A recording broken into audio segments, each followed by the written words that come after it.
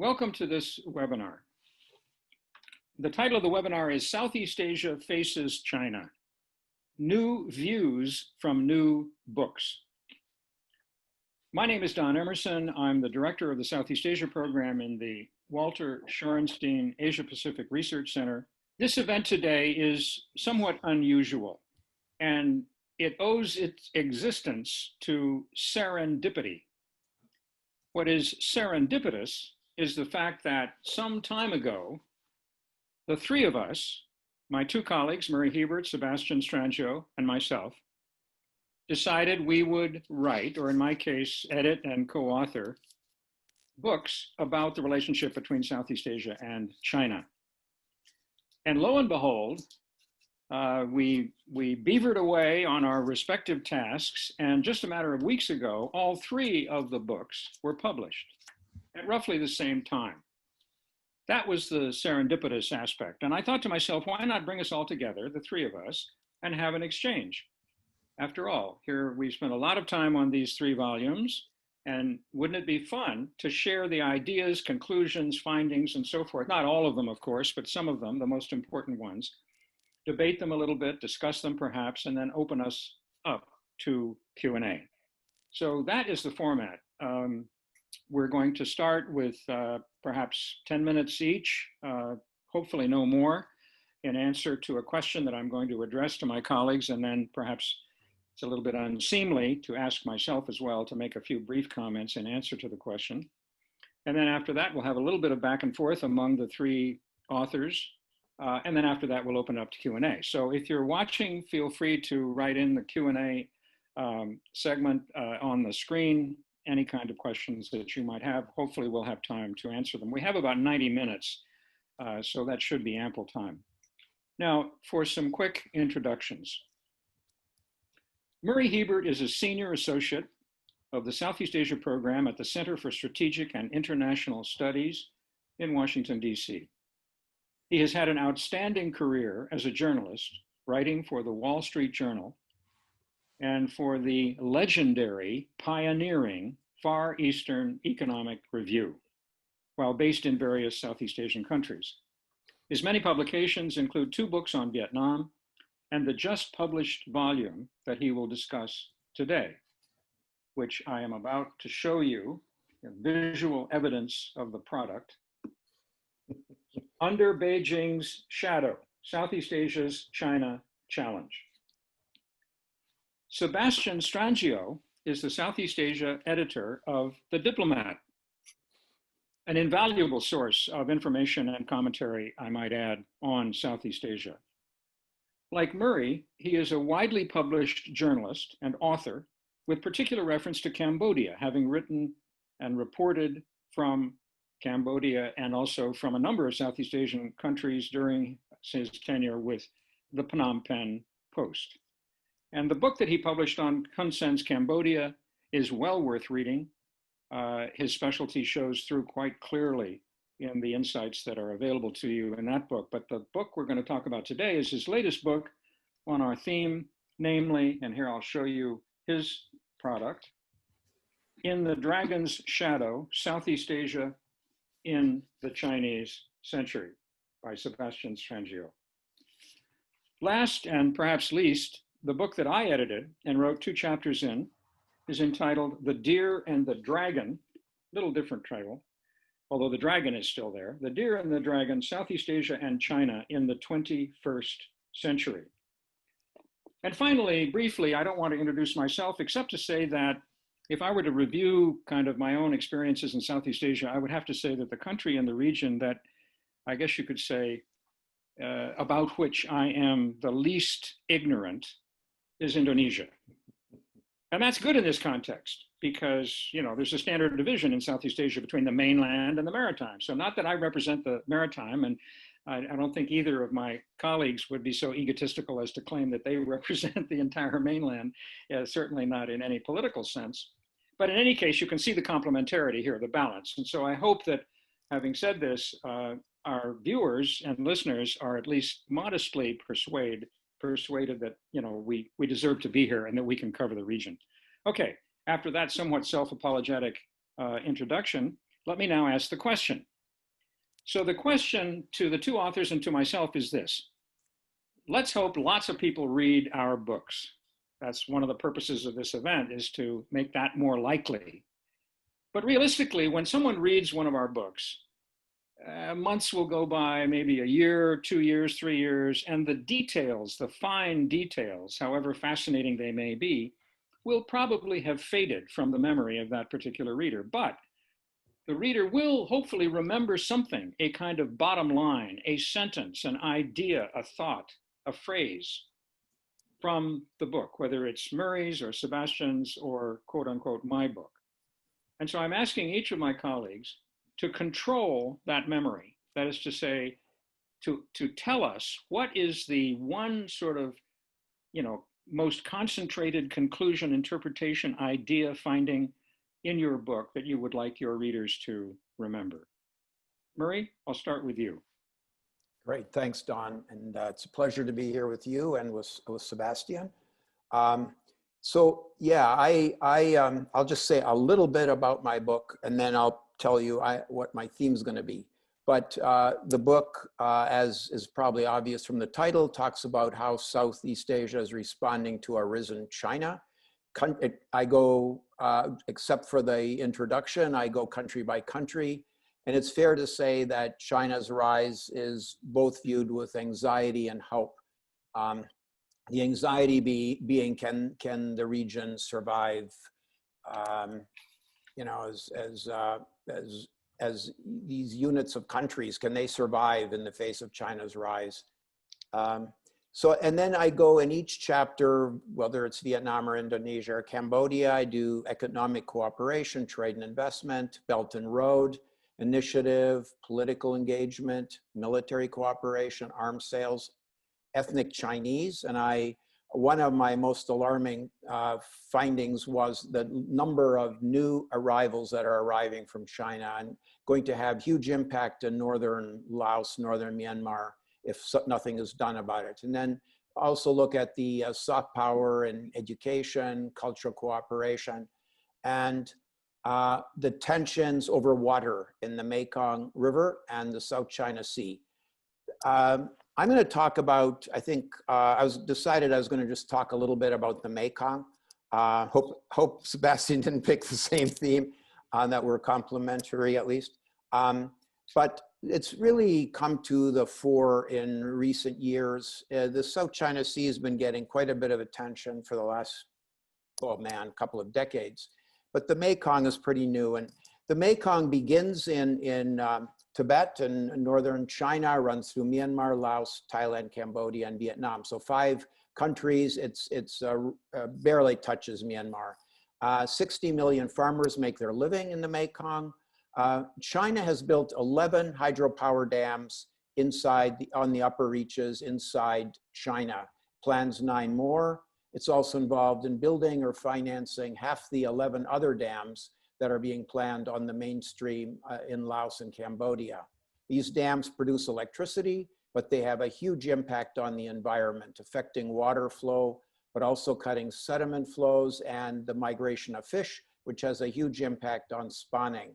And a major impact is on the Tonle Sap, the lake in the middle of Cambodia that grows during the rainy season and shrinks during the dry season, and the southern Mekong Delta in Vietnam. The Mekong has had a drought the last 2 years. Some of it was probably El Nino and other factors, less rain maybe, but a group called Eyes on the Earth took satellite photos a couple of months ago, and it showed that China is holding back massive amounts of water behind its dams. Only the dam number 7 and dam number 11 hold enough water to fill the Chesapeake Bay close to Washington, DC. How can ASEAN respond to this, or how can they respond to the South China Sea, or a lot of the other challenges they face from China? And one thing I felt by the end of my book, that Southeast Asia has considerably more agency in the face of China than they often recognize. But the problems are the country could countries could cooperate with each other, but rather than competing in their engagement with China. Every country tries to go alone with China, have its own deals, etc. And of course, the countries are very different in size and economic heft and geography and population. Some are on the border of China, some are quite far away, like Philippines and Indonesia. But if they had cooperated, for example, Malaysia would have learned that in doing the Belt and Road train that they're doing, the high-speed rail, the East Coast Rail Link, that they were being charged 1% more than the Lao are paying and the rate for their railroad, and that the ties have been offered. Laos might also have realized that the ties who are needed to connect the railroad on south all the way from Kunming through Laos, through Thailand, through Malaysia to Singapore, they would have realized that the ties are in no rush to build the Thai railroad, and therefore their railroad wouldn't be as marginal. Right now, honestly, it's hard not to be facetious. It's almost a train to nowhere. You don't need a high-speed rail to take glutinous sticky rice or mangoes and papayas to Kunming from Vientiane. So it's not a smart project anymore. Myanmar has struggled mightily to figure out what it should do with China's massive pressures on it in the Belt and Road. And if it had talked to Laos, Thailand, Malaysia, Indonesia, could go on in Vietnam, it could have learned quite a bit about how China operates. And that could have been helpful. It did look to some Western countries, that's for sure, including the World Bank and United States AID, Agency for International Development, etc. But it could have gotten a lot more help, I think, from experts in neighboring countries who are actually in the face of this. And the Chinese dams and the dams it's building are a core problem in the region. And it really could be that the grouping Association for Southeast Asian Nations, if they would cooperate, could have considerable impact. Vietnam and Thailand, for example, that used to always war with each other historically and are been in competition more recently. But they really need to put the Mekong River, which affects both of them, on the ASEAN radar and on its agenda. They need to try to get a consensus. I know it's difficult managing that, but it won't be easy, but you got to try. And if you would start maybe bargaining with countries, you support us in the South China Sea, we'll support you on the Mekong, just for example. There's probably a lot of other things that you could bargain for. I'm thinking they could start to have at least some impact on China. When they raised it as a grouping with China in about July, they met the foreign ministers of Southeast Asia, met the foreign minister of China, Wang Yi, and they raised it, and after months and actually all of last year denying they were storing any water, they finally admitted that maybe they were, but it's their water anyway. But Wang Yi promised that he would that China would start sharing data. It hasn't really started yet. It'll be interesting to see what China actually sends. And I think that really the Mekong needs to be internationalized. It's a core issue. The core issue is water management.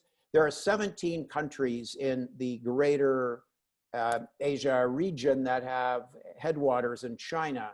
And a potential coalition could be put together under the UN Convention on the Law of Non-Navigational Uses, sorry, I can't pronounce that word, uses of international water courses. This is a convention that was approved by a raft of UN countries, but in the 90s, I believe, but only Vietnam has joined. So Vietnam could lobby the other countries to get going and join this UN convention.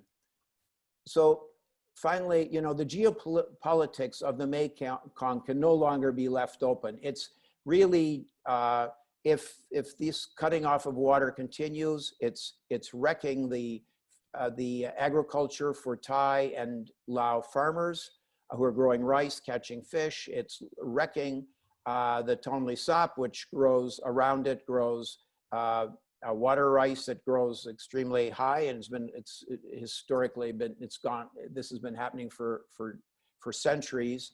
And there's a lot of fishing that happens in the Tonle Sap because a lot of fish come there to spawn. And you really need the movement up the river and back down to get the spawning to work correctly.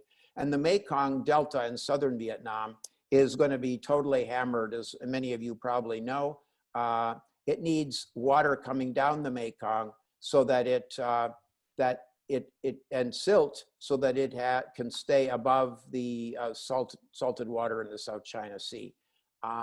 So it's a big deal, and it could have a huge deal on the economies of Southeast Asia. So with that, I stop. Don, back to you. Okay, thank you, Marie. Sebastian, how about you? Well, so you mentioned, you asked me for, a sentence or an idea that encapsulates an element of my book or one of the arguments that I make. And I think if I was to choose that sentence, I'd probably choose the following. Southeast Asia is a region that does not have the luxury of simple binaries. And I say this in the context, in the introduction to my book, in the context of the increasingly hostile and confrontational American policy toward China, which is informing to a large extent US engagement now with Southeast Asia. And that comment is really meant to illustrate the anguished and complex nature of Southeast Asia's relationship toward China. The Trump administration, in many ways, its policy toward China has been inconsistent and sporadic. You've had sort of the transactional approach of President Donald Trump, who has, praised the methods of Asian autocrats and attempted to curry favor with them on the one hand, and on the other hand, you've had, key officials in the administration, including the Secretary of State, Mike Pompeo, present competition with China in these stark ideological terms. It's sort of a looming battle between the free world and the communist world led by the Chinese Communist Party. And I think that in Southeast Asia, this, presenting such a stark binary is problematic. It has mostly fallen on deaf ears so far, I think, in the region. And I think the main reason is that, and this introduces probably one of the primary themes of my book, is the reality of China, as a neighbor for the region. The brute reality of geographic proximity to China, which of course is the source of this anguished and complex relationship that the region has toward it. As Murray mentioned, the region really does see China in two lights. There is this immense fear and trepidation about what a powerful China will mean for the region's future and for, the sovereignty of the nations within it.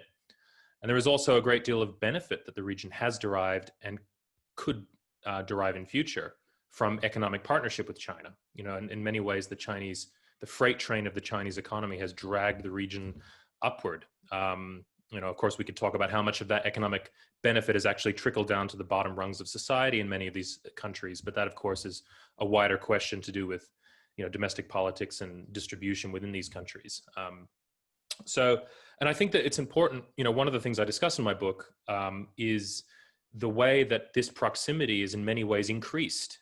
China has become closer to the region than ever before.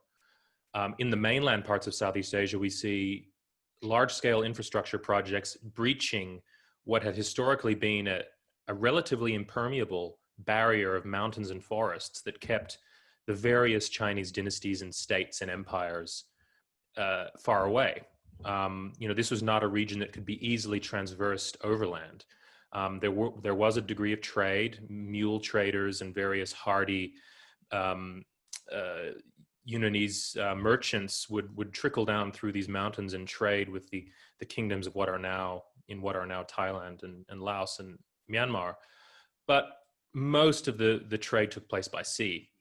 But now this new network of infrastructure projects, only some of which are being spearheaded by China, have breached this barrier, have collapsed the distance between the People's Republic of China and the independent Southeast Asian nations to its south. A similar sort of thing is happening at sea. You know, in imperial times, the oceans and the seas were a formidable barrier to the extension of Chinese influence. Obviously, there was commercial interactions. The Chinese people roamed through the seas widely, trading and then migrating later in large numbers to what became Southeast Asia. But the Chinese state was never really a seagoing power, except for a few periods, most notably in the Ming Dynasty, when they assembled massive armadas of ships, you know, for a few decades. But for the most part, China was a continental, inward-looking power that was focused on threats from the north, and it you know, and the maritime Southeast Asian nations of today had relatively fleeting contact with the Chinese state. Again, that distance has collapsed as China's built up a powerful navy and begun, you know, asserting expansive claims over the South China Sea. You know, it's begun also spearheading this with infrastructure projects.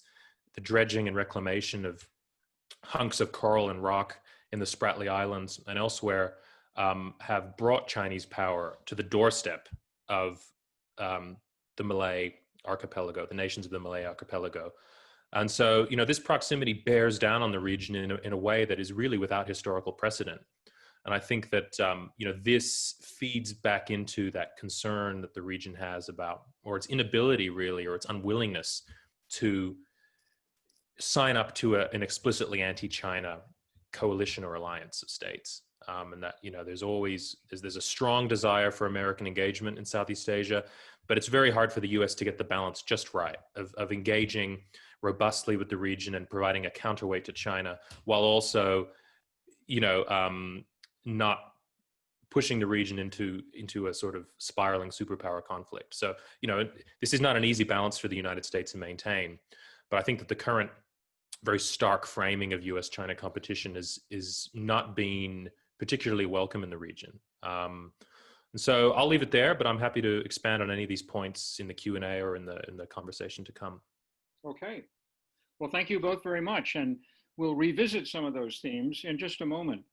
But let me, with apologies to any of my co-authors who happen to be watching, I just don't have the time to go through and share the riches of this very diverse collection of essays.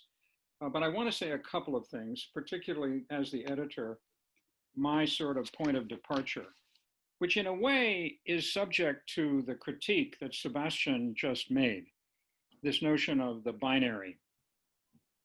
And frankly, I'm very much on his side of that argument, and not just with regard to Southeast Asia, but generally, it seems to me the more you know about something, the less fitting it is to think in terms of black and white. The grays become evident and one has to deal with them. One can't just delete them.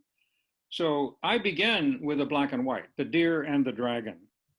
The deer, just for anyone who's watching who is thinking in terms of Bambi, the deer out of Hollywood, no, this is a different deer.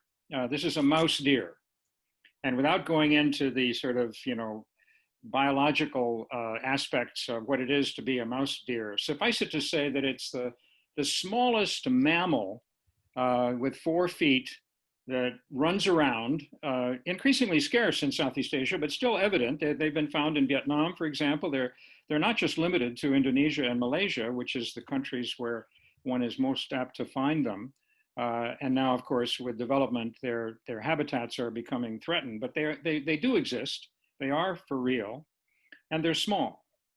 And the dragon, of course, almost by definition, is big and powerful, and fire comes out of his mouth and so forth and so on, right? So here we have the kind of classic sort of contrast, the David and Goliath, if you will, contrast between the little guy who's really weak and little and small, but clever and smart, and can somehow turn the tide, turn the tables against the dragon. There is a kind of mythology in Southeast Asia, particularly in the Malay world, where there are anecdotes, imaginary stories, mythic tales of how the dragon is overcome through the cleverness of the deer. This is a very romantic image. And the reason that I mention it at the outset is that it frames a spectrum within which one can take a position, whether one is Southeast Asian or Japanese or Chinese or American or whatever.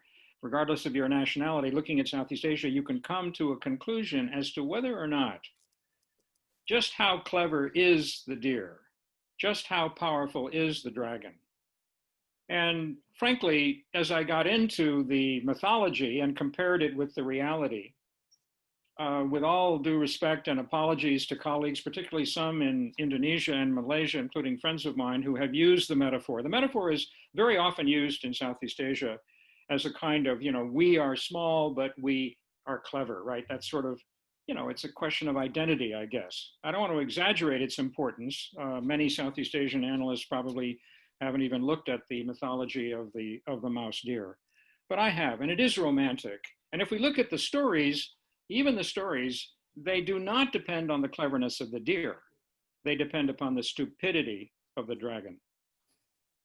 And I think that's a lesson that Southeast Asians need to learn, that they simply cannot count on the stupidity of Beijing. I would certainly argue, and I think I would find support among the other authors, maybe not all of them, but many of them. I would argue that China has managed its relations with Southeast Asia in terms of a combination that on the surface is deadly. That is, on the one hand, the South China Sea is ours. On the one hand, the dams we built on the Mekong, forget it, the water is ours, right? And this is designed, presumably, not by intent, but in effect, it causes consternation and anger in Southeast Asia. But on the other hand, China takes advantage of its economic position, particularly now, its recovery from the coronavirus, if we can trust Chinese statistics, is truly, truly remarkable.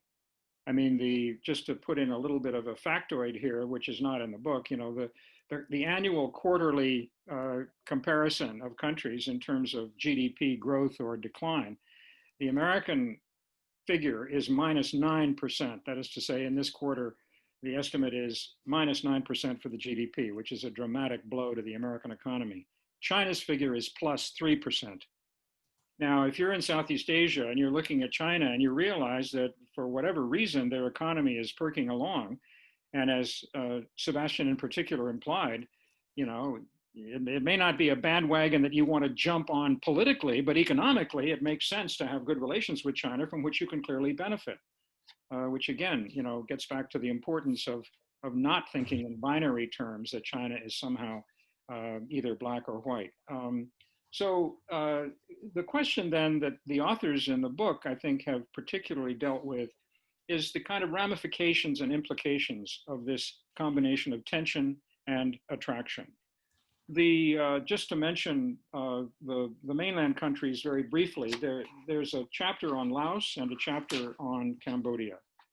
And what's interesting about those two chapters, and I must say when I edited the book, I did not impose a design, a list of questions. It was not a didactic, deductive enterprise at all. I just, contacted some people that I thought knew what they were talking about and knew what they were writing about and said, no, you make your own argument. It's up to you, as long as it's roughly on the topic. And both of the chapters on the mainland, in particular here on Cambodia and Laos, emphasize the extent to which China's economic relations, political economic relations, regime to regime, right?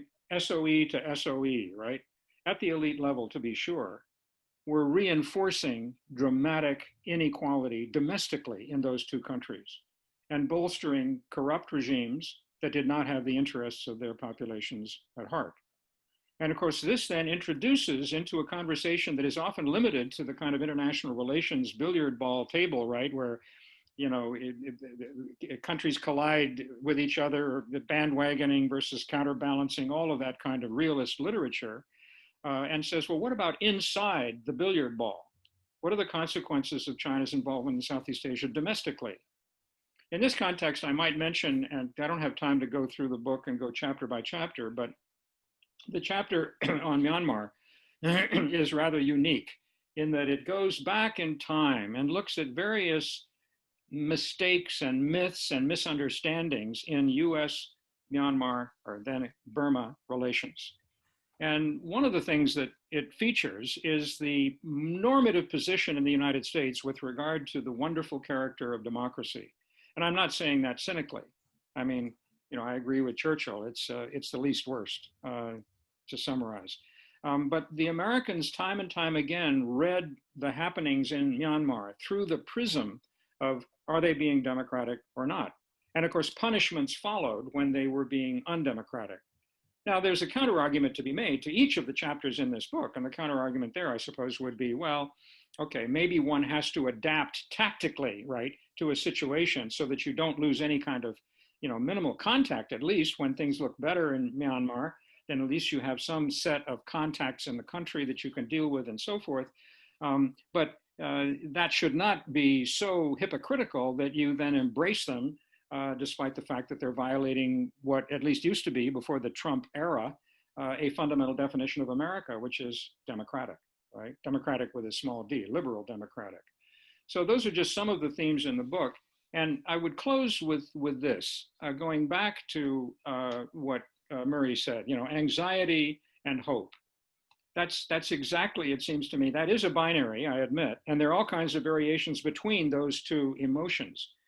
But indeed, my view of Southeast Asia as an outsider, and perhaps unfairly critical of the leadership of the region, especially the leadership of ASEAN, nevertheless, it comes close to arguing that there is developing in Southeast Asia a strategic fatalism, given the proximity of China, given the asymmetry between the power and size of the Southeast Asian economies and polities compared to China, for all of those reasons, right? The dragon is very powerful and the dragon is right there on your doorstep, right? And strategic fatalism, of course, does still compete with a kind of, you know, a sort of deer style, mouse deer style activism and optimism that Southeast Asia can do things. And I think when Murray talked about the Mekong in particular, there is evidence, for example, that Thailand was rather clever in its negotiations with China, particularly postponing dates and timings for BRI projects because they really weren't in Thai's interest, without saying to China, no, no, no, we don't want this at all, right? So there is a lot of adaptability in Southeast Asia. The question is whether that adaptation is going to turn into essential acquiescence, or whether the creativity in that adaptation will develop. And can it develop without outside support? One of the chapters in the book really emphasizes what the author calls the vulnerability of distance, not just the vulnerability of the distance that China is so near, but that the United States is so far away. I'll close on this point, getting back to the US policy issues that Sebastian raised. There was some years ago, Zbig Brzezinski, in one of his books, you know, somewhere page, I don't know, 304, at the top of the page, as I recall, has a sentence that basically says the United States should abandon the northern tier, abandon the countries with the exception of Vietnam, I assume, right? Given that their situation is rather different and their animosity toward China is longstanding. But Myanmar, Laos, Cambodia, that the United States should essentially cede them to China and not worry about it. Now, I'm not saying that that sentiment is in any way represented in Washington today. On the contrary, one gets a very, very negative view of China, which presumably might imply the, you know, a defense of all of Southeast Asia. And yet it really doesn't. It really doesn't, because the, you know, the Trump administration has not engaged in any kind of intelligent diplomacy with regard to keeping bridges open with Southeast Asia. Quite the contrary, not even showing up at meetings and so forth. So that's where I leave you, Will. You know, between anxiety and hope, I have both. And I think probably both Murray and Sebastian also have that.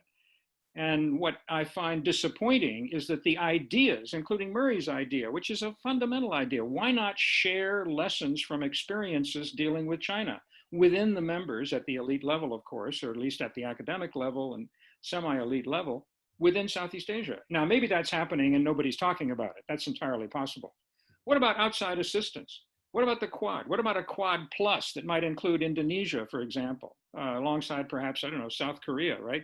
What about the creativity of trying to behave like a true kancil, the Indonesian word for mouse deer, in facing this very powerful and very frankly capacious and able adversary and also helper in China?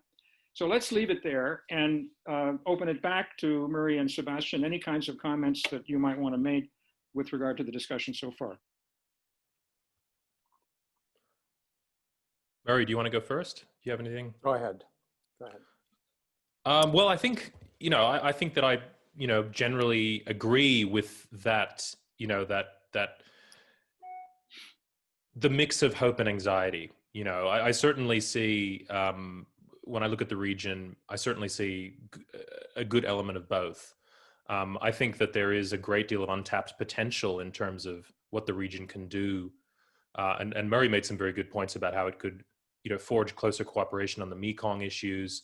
Unfortunately, I think that, one of the main shortfalls that the region faces is leadership at the national level that is far-sighted enough to be able to sort of begin get the ball rolling in these sorts of forms of cooperation. One thing that struck me traveling around and interviewing people for this book is, the quality of the human resources that so many, the foreign policy making establishments of these countries have. I've been hugely impressed by some of the people that I've met. Yet, in terms of institutions, many countries are lacking in sort of forging a consistent policy toward China that is characterized by a deal of strategic follow through. I think the Singaporeans probably lead the region in that sense. But, in Indonesia and the Philippines, I met some of the most intelligent and well-spoken and well-read individuals than I did anywhere in Southeast Asia. Yet the institutions in these countries that guide foreign policy making and policy toward China are incredibly fragmented. We could go into specific examples, but and it is here, I think, that the domestic challenges of governing these still, partially imagined nations that emerged from the colonial period 60 or 70 years ago really impinges on the question of how they conduct themselves vis-a-vis China. I mean, it's important to remember that the Southeast Asian nations are young. They're still grappling with some of them grappling with fundamental questions about what it means to be a citizen and, how power should be shared and how these societies should be governed. And those internal challenges, which one could also add to the sheer developmental challenges of governing a country as far-flung and populous as Indonesia, for instance, I think have created, they distract Southeast Asian leaders from, these wider foreign policy challenges. And while it is possible to eat, to chew gum and walk at the same time, I do think that it does soak up a lot of resources, strategic resources, and is one of the things that has, I think, prevented the region from, tapping the full potential, its full diplomatic potential in terms of working together to present, if not a united front against China, then certainly to share, like you said, Don, to share information and experience about it. Yeah, fair enough. I mean, one might, before I hand it to you, Murray, one might even sort of extend this a little bit further. Let me construct on the anxiety side of the equation, not the hope side, the anxiety side, the following scenario. China is already engaging skillfully in, I suppose initially it was mask diplomacy, now it's vaccine diplomacy. In Indonesia, for example, they've been very clever and they've come in and they've set up relationships with a local biopharma so that the idea from their point of view is that Indonesia will become a kind of a source of vaccine for the whole region, right? Which appeals obviously to an Indonesian sense of the pride in his own country. So very, very clever activity here. Now, at a time when COVID-19 has devastated parts of Southeast Asia, especially Indonesia and the Philippines, but one could talk about other countries as well. Arguably, the governments are turning inward. They're not worried about China. They're worried about survival, not just the survival of their own people, but their own political survival. take a look at what's happening on the streets of Bangkok, right? I'm not saying that that's driven by COVID-19. It's driven by other factors, including obviously the role of the king and so forth. But the idea here would be that China has picked precisely the right time when they're doing relatively well economically and can afford to help Southeast Asia battle the virus. And Indonesians and other Southeast Asians, on the other hand, are necessarily turning inward. And that therefore this strategic fatalism is not only alive and well, but will be increasingly common in Southeast Asia, as Southeast Asia becomes, perhaps many of them, gratefully indebted to China for its assistance at this crucial time of crisis. What's wrong with that scenario, if anything? Murray? No, I think I agree with you. And it's really interesting, and it's maybe not quite as benevolent as it might sound on the surface, because China, to test the vaccine, needs COVID people who are COVID infected. And they don't have that many. One city gets 12 people or something, but here and there. But to go to Indonesia, you have a petri dish of different people with different types of COVID. And so it is really, China is also helping itself by testing the vaccines in Indonesia and in the Philippines, as they're also talking. The other thing that's where the U.S. and China look so different. The U.S., I mean, China's gotten a lot of credit for the masks and the portable latrines they brought to Myanmar for COVID. I'm not quite sure what purpose they had, and then have, trumpeting in the media all they've done.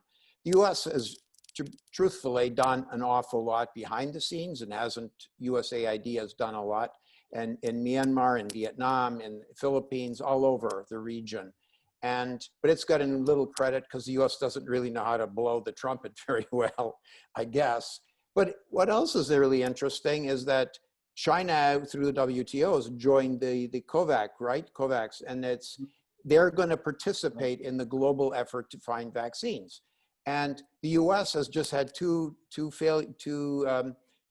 experiments are collapsed, J&J's, and I forgot the other one that just happened the last few days. So if the U.S. has pulled out of this agreement, they're going to do America first. Well, if we're going to do America first and the vaccines here don't work, what a friggin' disaster that's going to be. Just put a technical term on it, but I mean, it is good. It's good that they're reaching out, but I think, to just pile on a bit on what you, Don, said and what Sebastian said, is that one of the problems in Southeast Asia that prevents them from figuring out how to stand up to China, and this is building on especially Sebastian's nearly last point when he was talking, is they look inward. Every country is domestically focused. And, Jokowi, even before COVID, was very focused on getting domestic infrastructure. Duterte was off doing what Duterte does, killing drug dealers and stuff. But Malaysia has a total politics in shambles. Thailand politics is just a hair breadth away from shambles. Myanmar is just, hanging together by the skin of its chinny chin chin, I guess. There's only, like one of you said, Singapore, and I think I would add Vietnam, that are thinking strategically about all this stuff. And so, yeah, it makes it really difficult. And China can make hey, well, the sun shines kind of thing, because the Americans are very self-preoccupied also. I think COVID has functioned to emphasize China's proximity to the region. It's interesting. In the beginning of the pandemic, there was a lot of commentary about how Southeast Asian nations, like when the disease was basically a Chinese problem still, there was a lot of talk and speculation about how Southeast Asian nations might seek to decouple from China to some extent because of the spread of the virus into Southeast Asia from China. And of course, I think the first case was in Thailand, outside of China. Dramatize the region's over-dependence on China and so forth.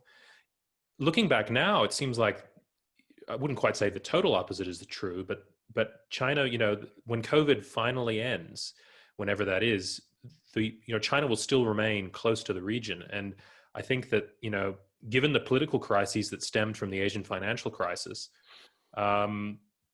this massive downturn that I think we've only begun to see the beginnings of in the region could well domino into political crises in a similar sort of manner. And China, I think China's foreign minister Wang Yi is currently, today is the final day of a 5-nation tour of Southeast Asia that he's made. And I think the message he's sending is sort of that China's a partner. We're here. We're here for you regardless of what the United States is doing. And he's underlining vaccine cooperation. He's underlining China's status as an economic partner for the region as it seeks to drag itself out of this economic recession. And I think that the Southeast Asian nations will have no real choice but to accept that, that partnership, in the sense of, in Thailand, when I was living in Chiang Mai in northern Thailand, it was very common that one would hear criticisms about Chinese tourists. They were rude, uncouth, they behaved in ways that were not suitable for, the politesse of Thai society. But when the first plane load of Chinese tourists arrives back in Phuket or in Chiang Mai or in Bangkok, they'll be welcomed, I think, with open arms. It's precisely because the region, the Thai economy is suffering to such a great extent. Let me respond to that, just to play a little bit of a devil's advocate against my own pessimism, and perhaps also to some extent against your comments just now. Let's not forget that the public opinion surveys, ASEAN, ISIS and so forth, we could go through the specific institutions that are doing the surveys, but they're reasonably reliable, especially the one coming out of Singapore. The surveys show that China is not popular. Now, the surveys also show that the United States is not popular, that there's a lack of trust. The question, can China be relied upon to do the right thing in world affairs? That's one of the questions. And basically the answer is no. Now, on the other hand, we have to remember that there's only one country in Southeast Asia that is categorized as quote unquote free, that is a liberal democracy, by Freedom House. And that's not even a member of ASEAN, it's Timor-Leste. And the 10 members of ASEAN at best are partly free. And the partly is a kind of a stretchable term because it can be, sufficiently small, as it were, to get the country very close to being unfree. There's the big debate about Indonesia right now as to whether or not Jokowi is actually sacrificing the quality of Indonesian democracy that came into being following the resignation of General Suharto. And I could go on around the region, obviously. Duterte is not exactly a Democrat in Manila, and so forth and so on. Vietnam remains a Leninist state in many respects. And so the bad news is that I suppose the public opinion, if I can characterize this as being critical of China, is not being paid attention to necessarily by leaders who can afford to do what they want without consulting the public. At least they think that they can. And so this gets us into an interesting scenario, which might require, I'm not saying that the demonstrations in Bangkok right now will necessarily turn against China, but the advantage that China has of stable dictatorships in the region is possibly a fungible, a malleable, a variable rather than a constant. And that if we look into the future, there may be lots of reasons for domestic unrest that will spill over into animosity toward China, precisely because China is becoming so centrally involved, not just economically, but demographically. I mean, in Sihanoukville, yes, they may welcome the tourists, but on the other hand, there's going to be a lot of grumbling among the natives, as it were. And there has been, very much so. Already, very much so, exactly. So that seems to me something that needs to be taken into account.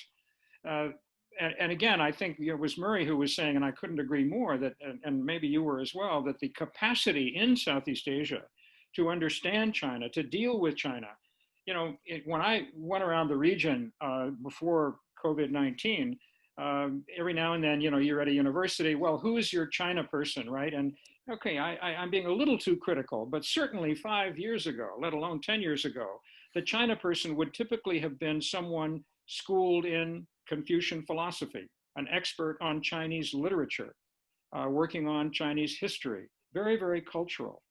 Not the kind of person who would be a political economist, who would be interested in geopolitics and have expertise along those lines. Again, that's perhaps changing as things move forward.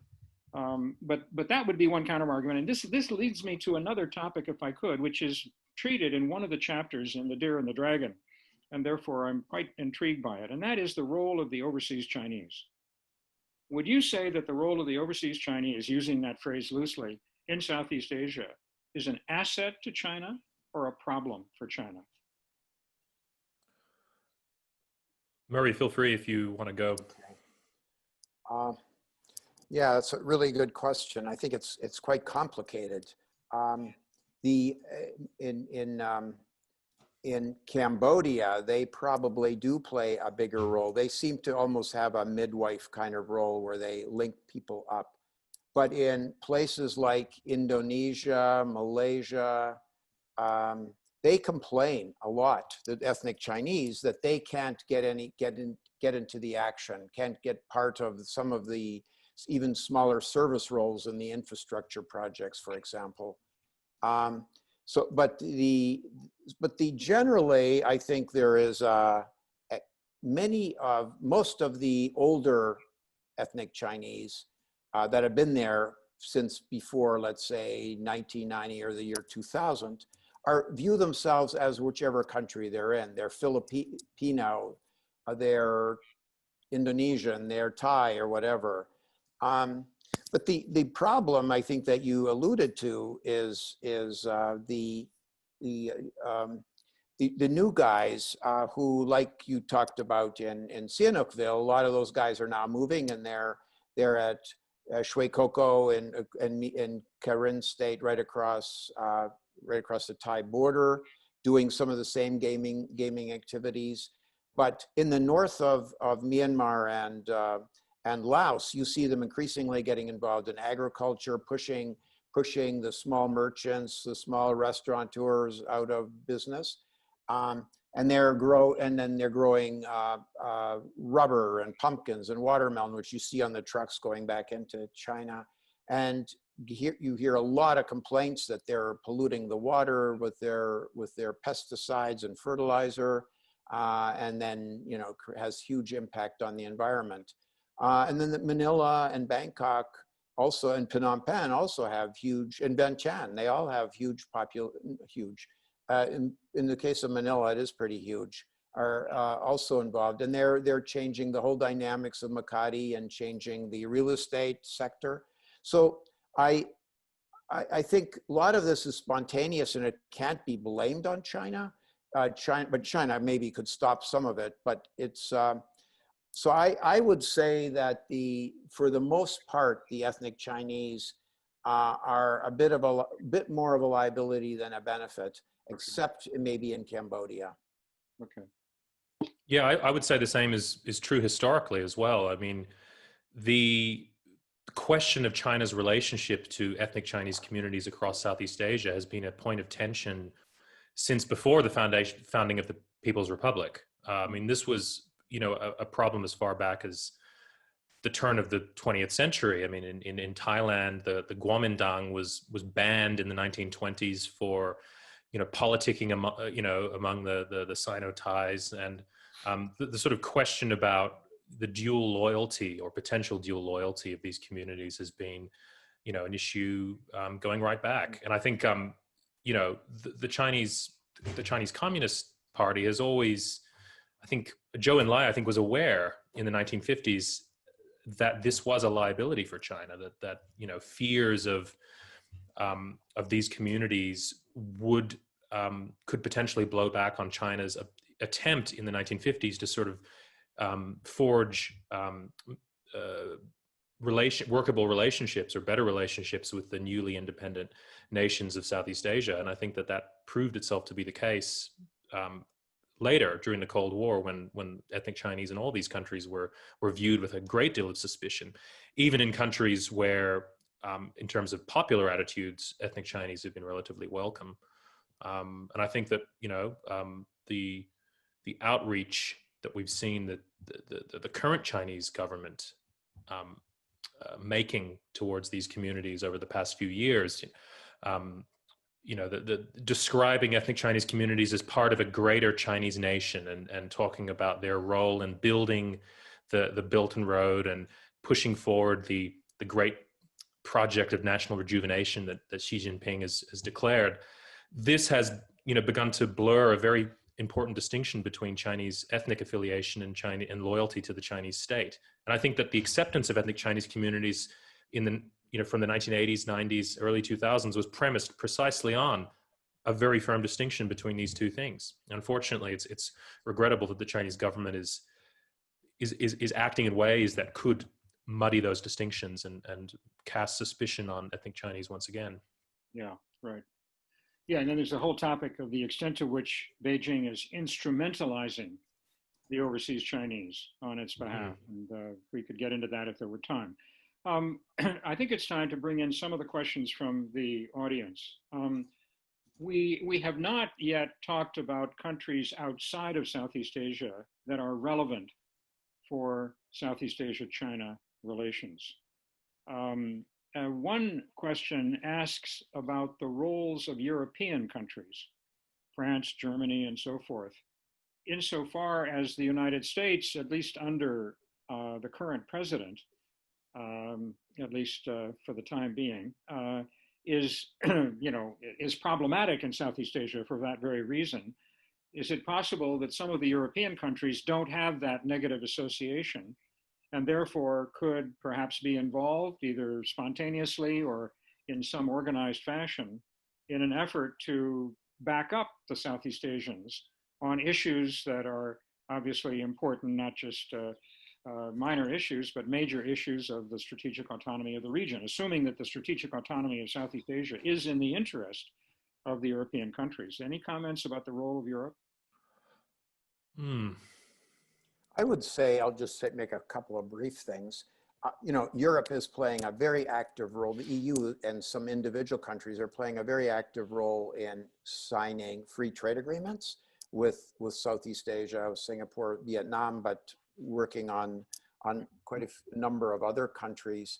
And then we saw after Secretary Pompeo declared that the U.S. was going to recognize fully the ruling of the Arbitral Tribunal in 2016, ruling against China and in the favor of the Philippines after China seized the Scarborough Shoal. 3 European countries, the EU, the UK, the French, and the Germans all put out their own statements and sent memos to the UN. But I guess generally, and Europe has occasionally sails ships into the South China Sea. But I would argue that in terms of other countries, Japan, Australia,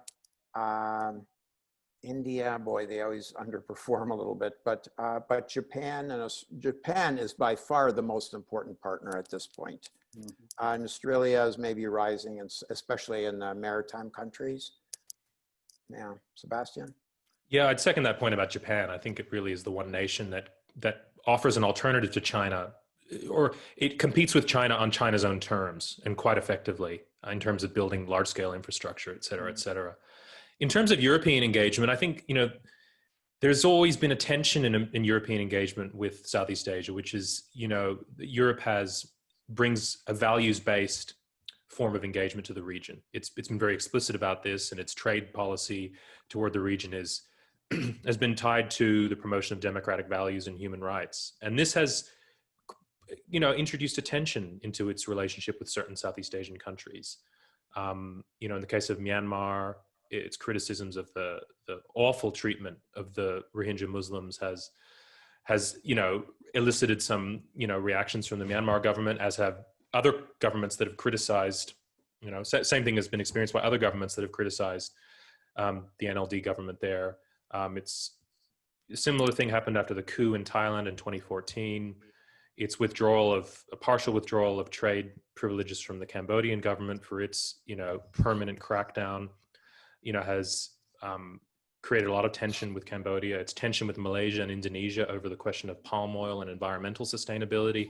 So there is sort of Europe is strongly engaged, but it is a form of engagement that has sort of an inbuilt tension to it. Yeah. And I think I'm not sure exactly what Europeans should do. I mean, I suppose my line generally on questions of values and how Western democracies should deal with the region is to be consistent. I think that I think Senator Jim Webb made a very good point back in 2008 or 2009 when Myanmar was just beginning to open, and he said that we need to have a consistent approach to dealing with non-democratic governments, because otherwise we fall into a case of situational ethics where our values or our commitment to our values varies depending on the country we're dealing with, and that opens up, a credibility gap and creates diplomatic challenges. So I think that's sort of the point I'd make about Europe. I think that will be a challenge for European engagement going forward. Yeah. While we're on the subject of other countries, let's talk a little bit about Japan. And I think one of the reasons why both of you would probably agree that, at least compared with the United States, Japan doesn't have the same liabilities that the Americans do with regard to diplomatic action in Southeast Asia. In fact, one of the surveys that is often cited shows that Japan is by far the most popular country in which the respondents, and as you know, in this particular survey, these were not just citizens in general, but people who were working on foreign policy, consultants, business people, academics, the so-called elite of Southeast Asia. And the popularity of Japan was absolutely stunning, and the willingness to trust Japan, that Japan would do the right thing. So, when you read that, you think, wow, what an opportunity. There's an open door. Will the Suga administration walk through that door or not? And then I would add to that an interesting conversation recently with a Japanese diplomat in which the idea of a Western Pacific Union was breached. And I confess, maybe you have heard of this, but I had never heard those three words put together, Western Pacific Union. Now, this Western Pacific Union, as I understand it, would consist of the ASEAN nations and Japan, and it's unclear if there would be one or two others. I don't know, South Korea, I'm not sure. But it would not include China, and it would not include the United States. What do you think of that? Sounds sort of like an ASEAN Plus arrangement, which there are already several. I mean, it sounds good in theory, like a lot of these things, but excluding the major two superpowers, may leave it slightly bereft. I don't know. Murray, do you have any thoughts? I'm a little bit. I don't think ASEAN would go for this. I think Japan would not go. I don't know where this idea came from. Sorry. So I'm just speaking flying blind, but Japan would not agree to leave the US out, I'm pretty sure. Yeah. And ASEANs would not agree to leave China out. So I think it'd be dead before it even arrived. Yeah. Exactly. The alternative, which we don't want to get in too deeply, but of a Quad plus, that's a little different. I mean, the Quad already appears to be a going concern. It's not just an informal, corridor conversation on the sidelines of a major meeting. So I think we should at least, I agree with you, incidentally, the Western Pacific Union seems to me dead on arrival, if I may use that phrase, although I don't know that for sure, obviously. But the opportunity to imagine arrangements that could support Southeast Asia in its relations with China without the cost of intrusive, whether it's issues involving a range of questions, normative issues, democracy, and so forth intervening, although they can't be completely ignored either. And there's another issue here that I want briefly to get your thoughts about. One of the drawbacks of our conversation is that none of us, to my knowledge, is an expert on China. And yet that's half of our topic, really, Southeast Asia and China. So when we talk about Southeast Asia's relations with China, presumably every one of us has to have in mind a set of assumptions and expectations about China. So my question to you is, what would those assumptions and expectations be? Nadège Roland, whom you may know up in Seattle, has written about Beijing's vision of the world. Tian Sha shows up very frequently in this kind of almost philosophical notion of, a benign neo-Confucianism that China doesn't want to dominate. It just wants to revert to its traditional position as, the middle kingdom, the kind of the center in which the Southeast Asians would come and they would deliver, exotic animals and other valuables from the forests of Southeast Asia, and China would accept that as tribute. And the Southeast Asians would think to themselves, oh, actually, it's not tribute, it's called trade, right?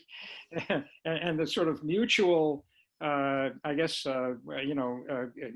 mutual concealment of what it might be was beneficial to both sides. I don't know, does that make any sense? And then one question in particular from one of our viewers had to do with the extent to which Vietnam, given its background, a millennium under Chinese influence, let's put it that way, its version of the Confucian tradition, that although the mouse deer may operate, and there are technically a few in Vietnam, the real image is the small dragon. That Vietnam could then, of all the countries in Southeast Asia, really work out a strategy for dealing with China that would be based on its intimacy with China, in which the proximity of China would no longer be a disadvantage, it would be an advantage because they know China and they know how to deal with it, and would play then a leading role in Southeast Asia in working out beneficial relations with China that would retain the strategic autonomy of Southeast Asia. What do you think of that idea? Yeah, the Vietnam's relations with China are not that good. No. They're getting bullied in the South China Sea.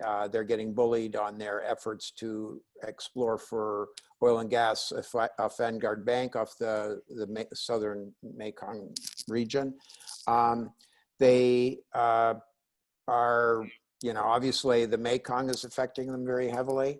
And they found, so I talked to quite a few officials about this, including Communist Party members, officials, and they said, even our communist solidarity doesn't lead to very much. So when the Chinese put the oil rig off the coast of Da Nang in central Vietnam in 2014, they tried to contact China and use all kinds of avenues, and it didn't work. And then that resulted in huge protests in Vietnam, and we know it happened.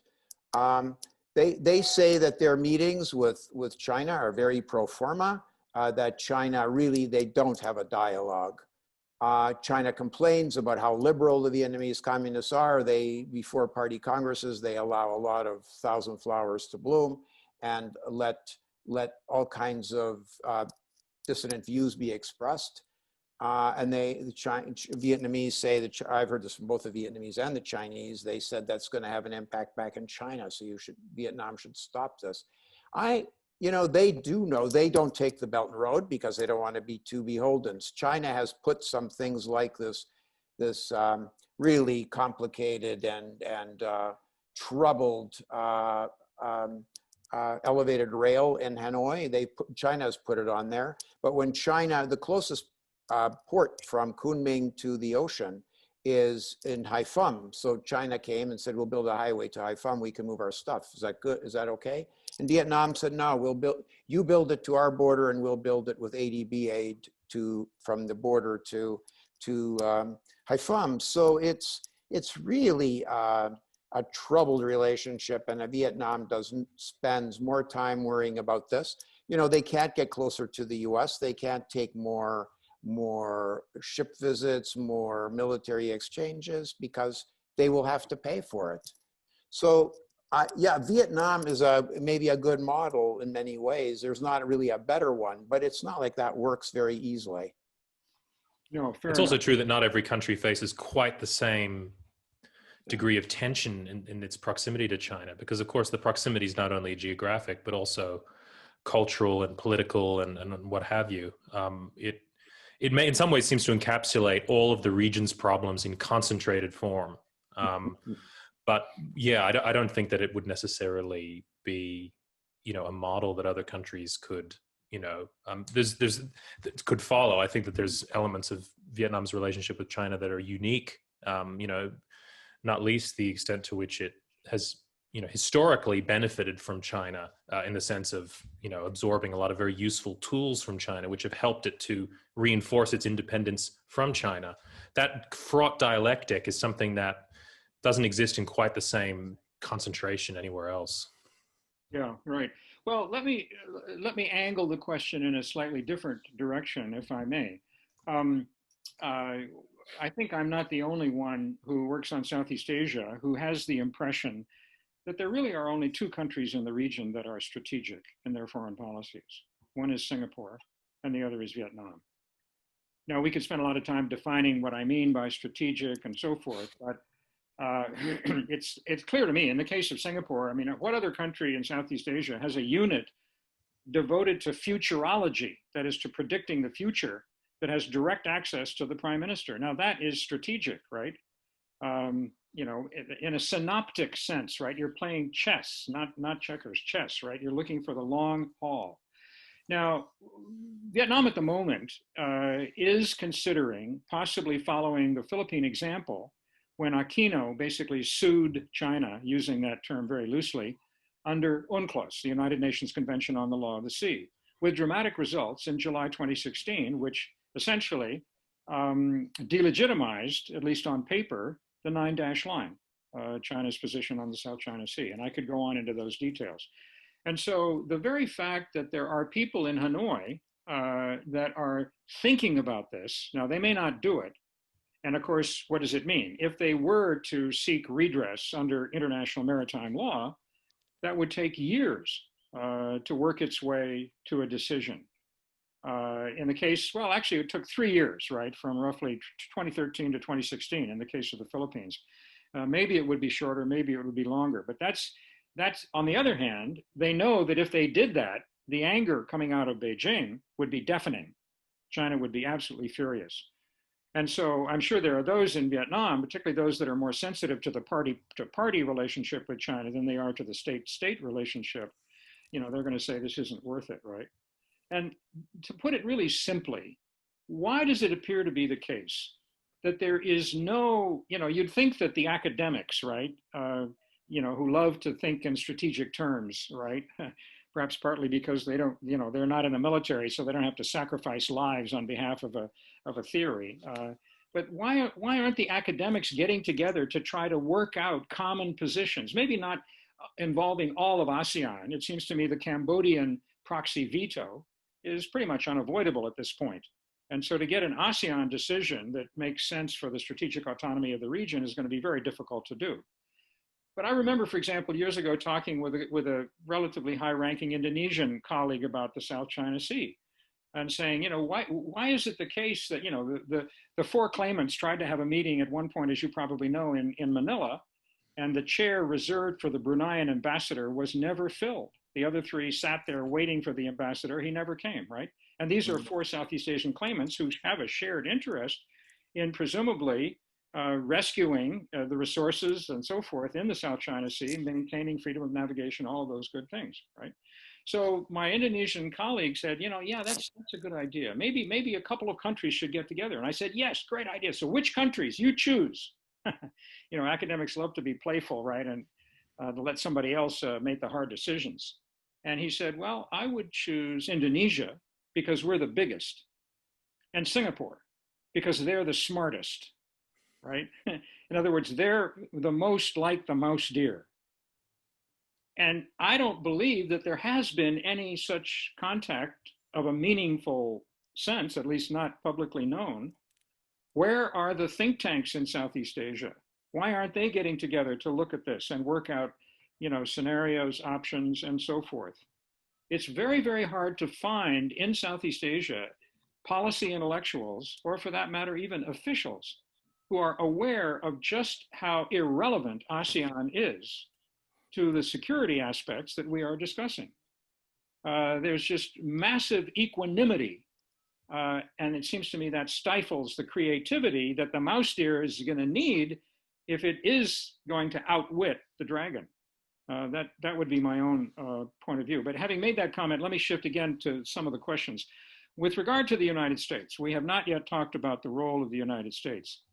One question speculates that there will be a Biden administration in January, and wants to know whether, if you were advising that administration, would you recommend that the United States do whatever it can to rejoin the TPP, now called the CPTPP, obviously, but to rejoin that arrangement for the sake of obviously developing a meaningful economic alternative to Chinese influence? It certainly wouldn't be a bad start. I think, I think that the challenge that China poses to the United States and Southeast Asia, I think above all, is economic. And that's sort of, I think, it's been the main Chinese strategy, which I think that the Chinese are building up their military and their navy, and obviously they're not doing that for nothing. But I think ultimately, like most powers, they prefer to get the sort of deference, from the region that they desire without having to fire a shot or to actually use that power. And I think so that I think that, like good dialectical materialists, the Chinese are hoping that at the end of the day, basically money wins the day, and I think that the TPP was an American initiative that put economics front and center. Now, one could quibble with some of the exact terms of the TPP in terms of its effect on American workers, and I do think there were legitimate concerns with that from a domestic perspective. But as an international strategy for sort of locking in these rules and deepening America's economic engagement with the region, it was well intentioned, and it was the pivot of the pivot. I think Kurt Campbell, in his book on the pivot, described it as the sine qua non of that pivot rebalance strategy of the Obama administration. Once that was taken out of things, there wasn't much left, and I think it would be a good start for the new administration. In all fairness, I think we have to remember that the left wing of the Democratic Party was not happy with the idea of joining the TPP and did what it could, in fact, quite successfully, to sabotage the project. Whether under a Biden administration they would have changed their mind or not, I'm not sure. Don, I would just add that I'm not sure it's possible. You talked about the left wing, but it's also the whole Republican Party has turned anti-trade under the Donald. But and so there's very little chance that Congress would agree to anything on this. You have the left of center Democrats opposed, and most of the Republican Party opposed.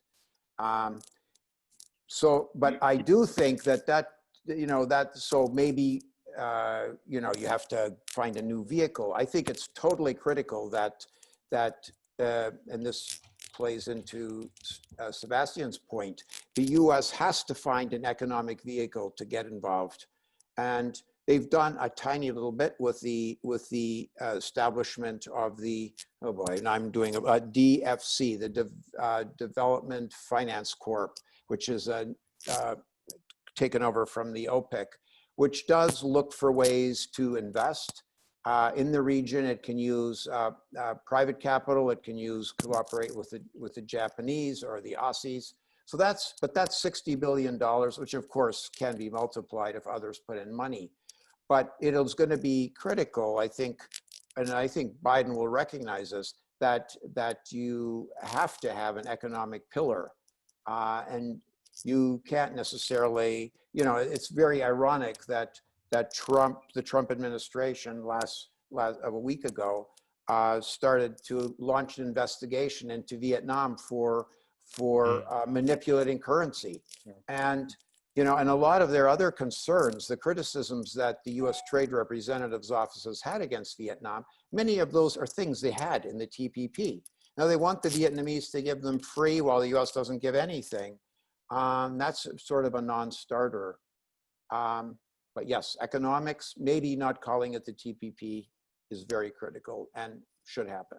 Yeah, I will say that if the election goes against Trump and there is a blue wave, let's call it a blue tsunami, and the Senate is flipped to Democratic control so that the Democrats control the White House and both houses of Congress, maybe things would look a little different. I'm not sure. And trade?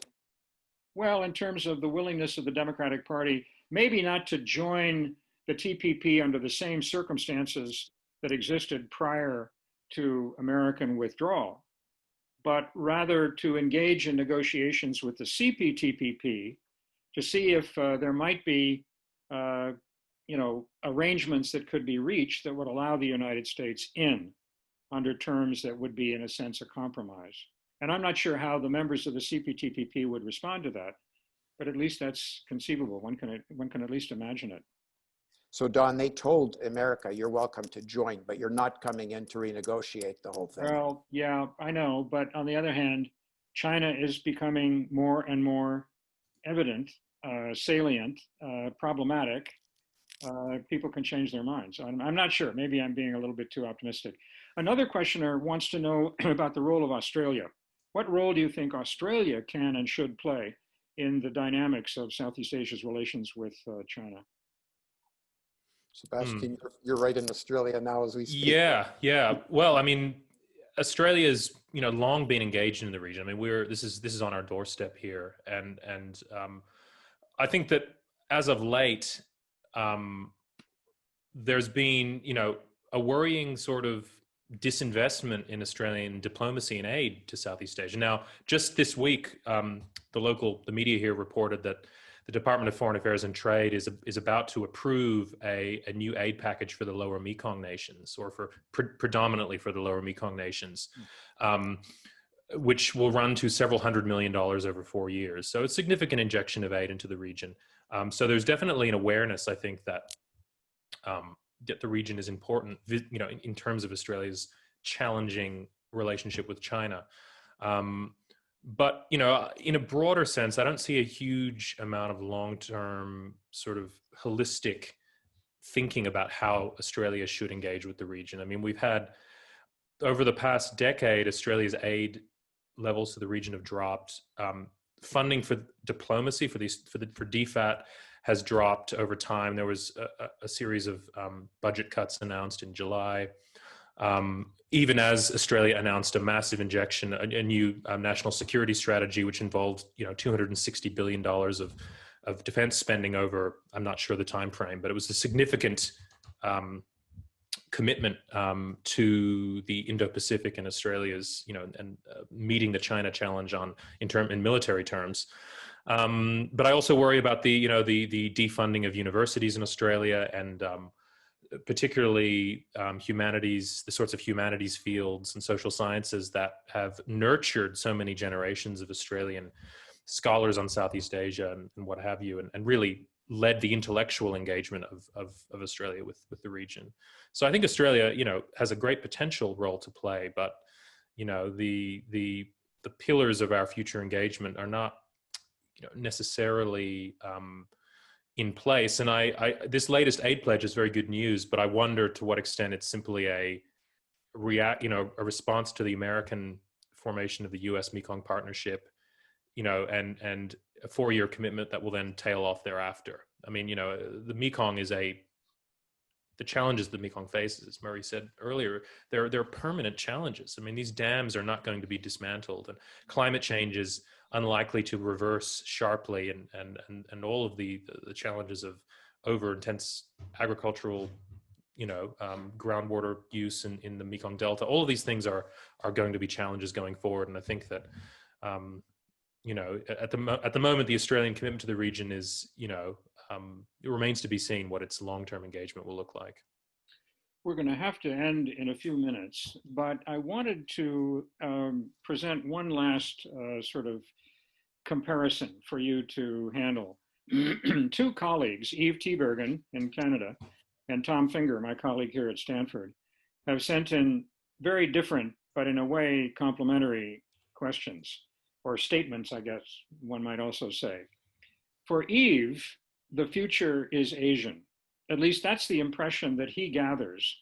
He was at a summit meeting last year talking with Asians, and I'm sure you know Parag Khanna, among others, have argued that, you know, the future is Asian. It's not just the future of China, but Asia is booming, and the center of global gravity is inexorably moving to Asia, leaving the United States and North America necessarily, together with South America, as an outlier, okay? Now, I don't want to say that Eve has, you know, invested in this vision of the future, either emotionally or monetarily, but it's a version of the future that we do, you know, we run into this when we read books about the relationship between Southeast Asia and China, that the future is Asian, and we should adapt to it and not think that we can maintain the same kind of role that the United States played in the American century, insofar as that was not the 21st, but the 20th century. Now, Tom Finger kind of question here. He wonders if China is not a juggernaut, but actually is going to be experiencing slower growth. And the production chains that went to China are now increasingly dispersed. Vietnam has benefited, as you know, greatly from investors that are moving out of China into Vietnam. So here, Tom is asking, if this pattern continues, will this possibly stimulate the growth of agency in Southeast Asia? Confidence that yes, they can face China on their own, creativity, ideas, proposals, policies. So those are two very different notions, that on the one hand, China will be part of a global center of gravity in Asia, and the other, that China may actually be maybe not on a permanent, you know, decline, but they're going to have problems demographically. They're going to have problems, they already do, economically in terms of debt. And will this then free up the confidence of Southeast Asians to become the clever mouse deer? So I would, on the last question, I would say, yes, China has been dinged pretty hard by COVID. Certainly they are going to have less, the Belt and Road, they're spending on the Belt and Road project in globally, but in Southeast Asia also has dropped gradually since 2015. And with the impact of COVID, I think it's going to drop further. I'm not sure that as many companies are moving out of China. I think it's, as is often cited, some companies are moving parts of their supply chain, but Vietnam cannot replace China anytime soon. Neither can the others, because China has this whole ecosystem around all of its, you know, where if it's assembling iPhones, it has companies doing, you know, the screens and the screws and everything. That's all around. Vietnam does not have that yet. And that's what Samsung found out initially, and Intel. But I think it has less money to invest, but who's going to take their place? So the juggernaut is a little bit smaller. It has less money, but who's going to move in to take its place? American companies are pretty good investors, but you know, they're not going to come in. The U.S. government isn't going to come in. The Japanese can't do it. And so, you know, I don't think that that'll necessarily cause that China will necessarily be damaged more significantly. It'll be damaged by COVID and the economic downturn, but not that it'll change the whole dynamic. Okay. Yeah, and I think I would add that I think it is broadly true that there has been and there is ongoing a shift of wealth away from the West toward the East, broadly defined, and to the global South. I mean, this is I think a reality. Now, again, that's not just about China, that's about many other parts of the region. Now, that's not to say that all of a sudden that the West and its philosophical contributions and its, you know, the political models of liberalism, democracy that were nurtured in the West are going to go away. I mean, these ideas have been very resilient. I do think we're going to see these challenged to a greater extent, as powers emerge that have very different ways of looking at these questions, and I actually think we're returning to sort of a 19th century sovereigntist Westphalian international system, at least in terms of politics, where, and this is, I think, precisely China's vision of international order, one of, hard sovereign borders. And so I think there needs to be, I don't think the United States can indefinitely extend the American century indefinitely. It can't be a global hegemon in every part of the world forever. The question, though, is how it manages a relative transition of power away from its side of the Pacific. And that's something that is a hugely complicated question, a very fraught transition to try and negotiate. Because, I mean, some people talk about Thucydides' trap, and I think that is a little bit pat, but it certainly is, fraught with difficulties managing a transition of power like that. And I think that it's, I don't know that there's much thinking going on in Washington about exactly to what extent America's willing to coexist with other, well, firstly, whether these other powers are willing to coexist with the United States, but also whether the United States, to what extent it would be willing to live with other powerful nations that don't subscribe to its values and have a different vision of how the world should work. Yeah. And that really lies at the core of how the United States should approach China, and by extension, how it should approach Southeast Asia. And if I may wrap up just with a comment or two, in a way, our conversation and the three books are all about agency and structure. And agency shows up in all three of the books, in particular, because if there is no agency in Southeast Asia, the argument would go, the structure, the asymmetry, the dominance of China in terms of its economic power, its military power, its demographic size, would overwhelm the agency of Southeast Asia. And there's some who would predict that right now. And I'm sure there's some in Beijing who hope that that will happen, and others in Beijing maybe who hope that it will not happen. But the issue of agency is clear. So when we talk about the future being Asian, what do we really mean? Let's examine that. That's terribly romantic. I mean, the tensions between Japan and China, the tensions between Japan and South Korea. I could go on and on, between China and India, right?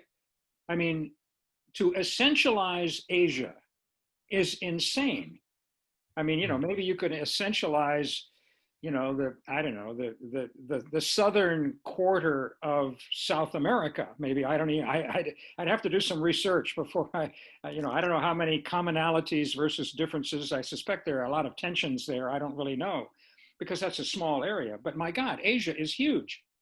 The notion that the future is Asian does not mean that Asia as an agent will dominate the world with its agency. That doesn't make any sense to me at all. That's political science fiction. Now, there are some interesting questions as to what will the relations be between Beijing and Tokyo 10 years from now.